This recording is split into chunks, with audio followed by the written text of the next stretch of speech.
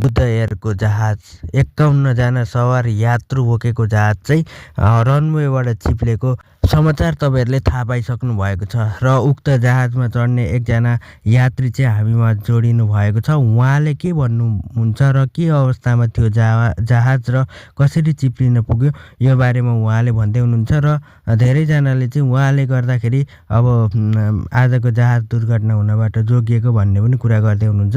के छ त विषयवस्तु हामी तपाईहरुलाई जस्ताको त्यस्तै राख्नेछौँ। उहाँको कुरा लागौँ हाम्रो यस भिडियोतर्फ।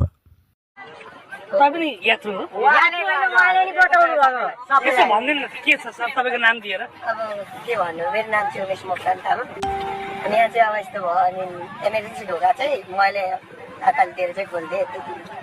त्यति सबैको ज्यान भन्दै पनि उहाँले ढोका सका खोलेर सबको ज्यान लगायो। जोगाउनु भयो। एयर होस्टेसले के भन्दा नगर्दाखेरि पनि मान्छेले कि ढोका खोल्दा खोल्दै पनि एयर होस्टेसले कि नखोल्नु अरे क्या उसलाई नि उसले के आगो लाग्ने आएर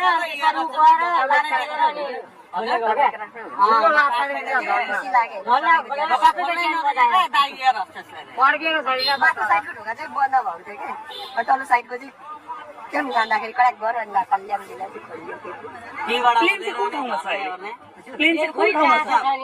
उहाँ छ सबभन्दा सेकेन्ड लास्टको रनवे छ नि भनेको उता घोडामारातिर त्यहाँदेखि रनवेदेखि नै बाहिर गएको अरे क्या। कहाँ अरे त्यहाँनिर सुरुमै ल्यान्ड गर्दाखेरि फेरि आजको अलिकति हेलसेक्राइ जस्तो पनि लाग्यो। 50 मिनटको फ्लाइट भन्नुभएको थियो त्यो एयर होस्टेसले। त्यहाँबाट हामी फ्लाइट हुँदै गर्दाखेरि लगभग धेरै ठाउँमा प्लेन पनि झाँकेर जुजुक गऱ्यो। त्यसमा 40 मिनटमै उहाँले ल्यान्ड गराउनु भयो क्या। अनि त्यही भएर पनि केही भएको जस्तो लागेको थियो। अब खै त्यहाँनिर अघि त्यहाँ भन्दाखेरि को पाइलटको कोलले के गर्दाखेरि भन्दै त्यहाँ कुरा गर्दै थियो अरे बाहिर। झन् साथीले सबैले ज्यान बचायो। लापरवाही नै हो आज। तपाईँहरूलाई सबैलाई सुरक्षित साथ अवतरण गराउनु